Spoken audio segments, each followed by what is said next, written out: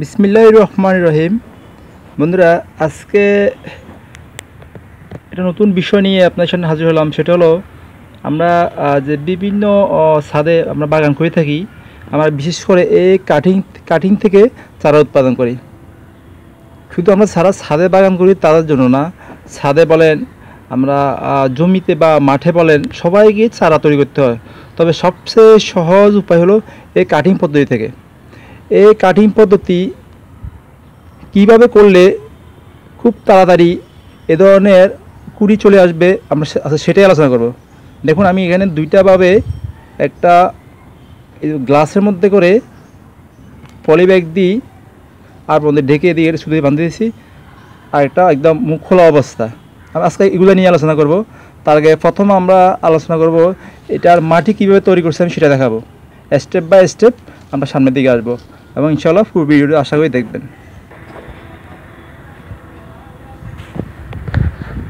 এখন বন্ধুরা, এখানে আমি নিছি একটু মাটি, তারপরে নিছি একটু গোবর এবং একটু বেশি পরিমাণে কোকোপিট।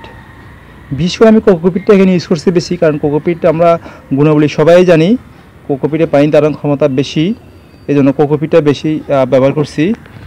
মাটি খুবই অল্প ব্যবহার করছি এবং কিছু গোবর ব্যবহার করছি, শুকনো গোবর। তো আমরা এখন এটা মিক্স করব ভালোভাবে।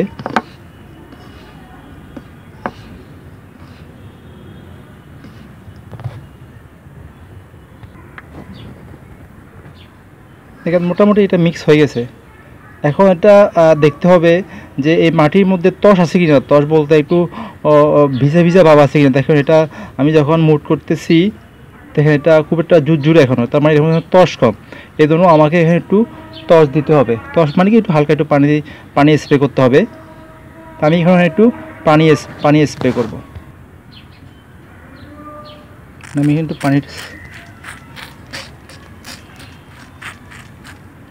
একটু পানি স্প্রে করলাম। এগুলো আবার একটু নেড়ে ছেড়ে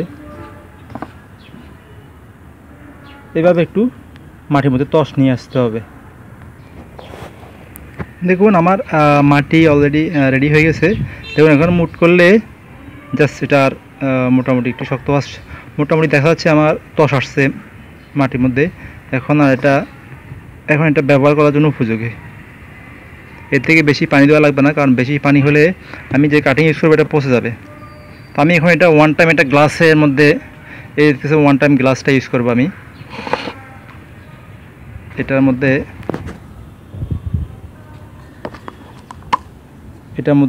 মাটি দিয়ে দিব। বন্ধুরা, এই যে দেখতেছেন এটা কাটিং, এটা আপনাদেরকে আমি একটা জিনিসটা জাস্ট বোঝানোর জন্য এটা কাটিং নিলাম। এটা ব্ল্যাকবেরি এটা কাটিং, জাস্ট আপনাদেরকে দেখানোর জন্য আমি এই কাটিংটা ইউজ করতেছি। এই যে দেখতেছেন ছোট্ট একটা কাপ, দেখছেন এটার মধ্যে তো নিচে কিন্তু আমি এটা ফুটা করছি, যাতে বেশি যদি বৃষ্টি পানি পড়লে এটা বেড়ে যায়। নিচে একটা ফুটা করে রাখছি। দেখেন, আমি এটা জাস্ট একটু একদিকে একটু হেলে এটা লাগাই দিলাম।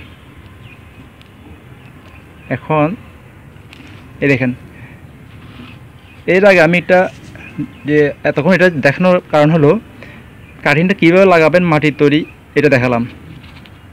এরপরে দেখেন, এই যে পলি ব্যাগের মধ্যে আমি আঙ্গুরের কাটিংটা লাগালাম, এটা হলো খোলা অবস্থায়। আর দেখেন, এটা হলো মুখ বন্ধ অবস্থায়। দুটার মধ্যে কত পার্থক্য! এটা এখনও গাছে কোনো প্রকার কুড়ি আসে নাই। আপনি দেখতেছেন দুটাই একই দিন আমার লাগানো। এটা যে সময় লাগানো, এটাও ঠিক সেই সময় লাগানো। কিন্তু দেখেন, এগুলোর মধ্যে এখনও কোনো কুড়ি দেখা যাচ্ছে না, গাছের মধ্যে এখনও কোনো কিছুই দেখা যাচ্ছে না।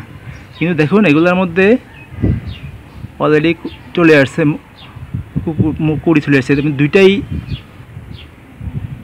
দেখছেন, একটা এখানে তো দুইটাই আসছে দেখা যাচ্ছে। এখানে একটা অনেক বড় হয়ে গেছে। আমি একটা আপনাদের খুলে দেখাবো। তো আপনারা যারা এইভাবে কলম করবেন, তো সবচেয়ে ভালো সাকসেস রেট ভালো আমি বলবো নাকি এই পদ্ধতিটা হলো সবচেয়ে ভালো পদ্ধতি, বিশেষ করে কাটিংয়ের জন্য। দেখুন, খুব তাড়াতাড়ি কিন্তু এটার মধ্যে এটা লাগাইছি আমি 15-16 দিন হবে। 15-16 দিনের মধ্যে দেখেন এটার মধ্যে এখনও কোনো কুড়ি আসে নাই, দেখছেন, কিন্তু এটার মধ্যে মাশাআল্লাহ চলে আসছে। তো আশা করি আপনারা যারা এই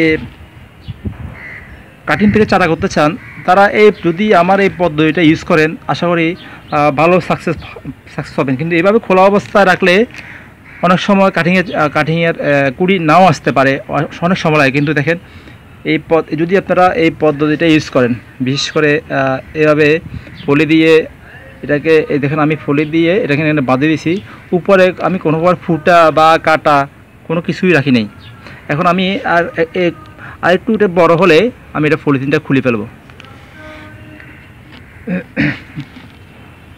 তো আপনারা আশা করি যদি কোনো প্রশ্ন থাকে আমার কমেন্টস বক্সে আপনারা আমাকে কোশ্চেন করতে পারেন।